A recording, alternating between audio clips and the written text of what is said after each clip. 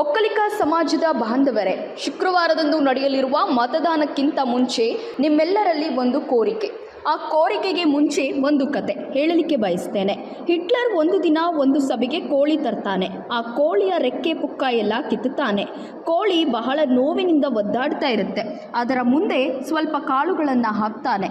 ಕೋಳಿ ನೋವನ್ನು ಮರೆತು ಕಾಳು ತಿನ್ನುತ್ತೆ. ಇದನ್ನು ನೋಡಿ ಹಿಟ್ಲರ್, ಇದು ನಮ್ಮ ವ್ಯವಸ್ಥೆ, ಹೀಗೆ ಕಂಟ್ರೋಲಿಗೆ ತೆಗೆದುಕೊಳ್ಳಬಹುದು ಅಂತ ಹೇಳ್ತಾನೆ. ಈ ಕತೆ ಏಕೆ ಹೇಳಿದೆ ಅಂದರೆ, ಇವತ್ತು ಕಾಂಗ್ರೆಸ್ ಕೂಡ ಇದೇ ಥರ ಪುಡಿ ಘಾಸನ್ನ ತೋರಿಸಿ ಇಡೀ ಒಕ್ಕಲಿಗ ಸಮಾಜವನ್ನು ಸಾಮಾಜಿಕವಾಗಿ, ಶೈಕ್ಷಣಿಕವಾಗಿ, ಆರ್ಥಿಕವಾಗಿ, ರಾಜಕೀಯವಾಗಿ ಮುಗಿಸಿಬಿಟ್ಟು ಪುಡಿ ಘಾಸು ಗ್ಯಾರಂಟಿ ಹೆಸರಲ್ಲಿ ಹೇಳಿದರೆ ಜನರು ಮರೆತು ಹೋಗ್ತಾರೆ ಅಂತ ಭಾವಿಸಿದೆ. ಇಡೀ ಒಕ್ಕಲಿಗ ಸಮಾಜ ಇವತ್ತು ಚಿಂತನೆ ಮಾಡಬೇಕಿದೆ.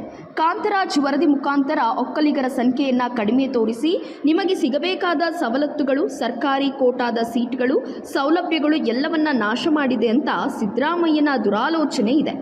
ಯಾವುದೋ ಪುಡಿಘಾಸಿನ ಬಲಿಯಾಗಿ ಒಕ್ಕಲಿಗ ವಿರೋಧಿ ಕಾಂಗ್ರೆಸ್ಗೆ ಮತ ಚಲಾಯಿಸಿದರೆ ನಮ್ಮ ಮಕ್ಕಳ, ನಮ್ಮ ಸಮಾಜದ ಮುಂದಿನ ಭವಿಷ್ಯ ಭೀಕರ ಆಗುತ್ತದೆ. ಪೆನ್ ಕೊಡಿ, ಪೇಪರ್ ಕೊಡಿ ಅಂತ ಕೇಳಿದ ಮಹಾನ್ ವ್ಯಕ್ತಿ ಅವರು.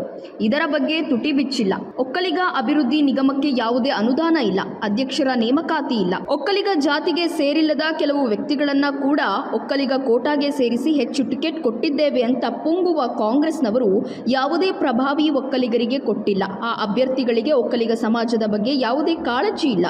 ಒಕ್ಕಲಿಗ ವಿರೋಧಿಯಾದ, ಒಕ್ಕಲಿಗ ದ್ವೇಷಿಯಾದ ಸಿದ್ದರಾಮಯ್ಯನಿಗೆ ಈಗ ಒಕ್ಕಲಿಗರ ಬಗ್ಗೆ ಪ್ರೀತಿ ಉಕ್ಕುತ್ತಿದೆ. ಇದು ಡೋಂಗಿ ಪ್ರೀತಿ. ಸಿದ್ದರಾಮಯ್ಯ ರಾಜಕೀಯವಾಗಿ ಸಕ್ರಿಯ ಆಗಿರುವವರೆಗೂ ಬೇರೆಯವರಿಗೆ ಮುಖ್ಯಮಂತ್ರಿಯಾಗೋಕೆ ಬಿಡೋಲ್ಲ.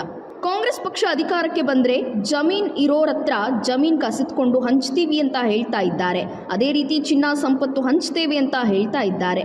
ಡೆತ್ ಟ್ಯಾಕ್ಸ್ ಅಂದರೆ ಒಬ್ಬ ವ್ಯಕ್ತಿ ಸತ್ತರೆ ಅವನು ಗಳಿಸಿದ ಆಸ್ತಿಯಲ್ಲಿ 45% ಬಿಟ್ಟು 55% ಸರ್ಕಾರಕ್ಕೆ ಕೊಡಬೇಕು ಅಂತ ಕಾಂಗ್ರೆಸ್ ಆಲೋಚನೆ. ಇದರಿಂದ ಬಹುತೇಕ ಒಕ್ಕಲುತನ ಮಾಡುವವರ ಜಮೀನಿಗೆ ಕಂಟಕ ಆಗಲಿದೆ. ಇದನ್ನು ಗಂಭೀರವಾಗಿ ತೆಗೆದುಕೊಂಡು ನಾವೆಲ್ಲ ಯೋಚನೆ ಮಾಡಬೇಕು. ಇಡೀ ಭಾರತದಲ್ಲಿ ಎಲ್ಲರಿಗೂ ಗೊತ್ತು, ಮತ್ತೊಮ್ಮೆ ಮೋದಿ ಅಧಿಕಾರಕ್ಕೆ ಬಂದೇ ಬರ್ತಾರೆ. ಕುಮಾರಣ್ಣನಿಗೆ ಹೆಚ್ಚಿನ ಶಕ್ತಿ ಕೊಟ್ಟರೆ ಅವರು ಕೇಂದ್ರ ಮಂತ್ರಿ ಆಗ್ತಾರೆ. ಕಾವೇರಿ ಸಮಸ್ಯೆ ಬಗೆಹರಿಬಹುದು. ಆದ್ದರಿಂದ ಒಕ್ಕಲಿಗ ವಿರೋಧಿ ಸಿದ್ದರಾಮಯ್ಯನ ಸೋಲೆ ನಮ್ಮ ಗೆಲುವು.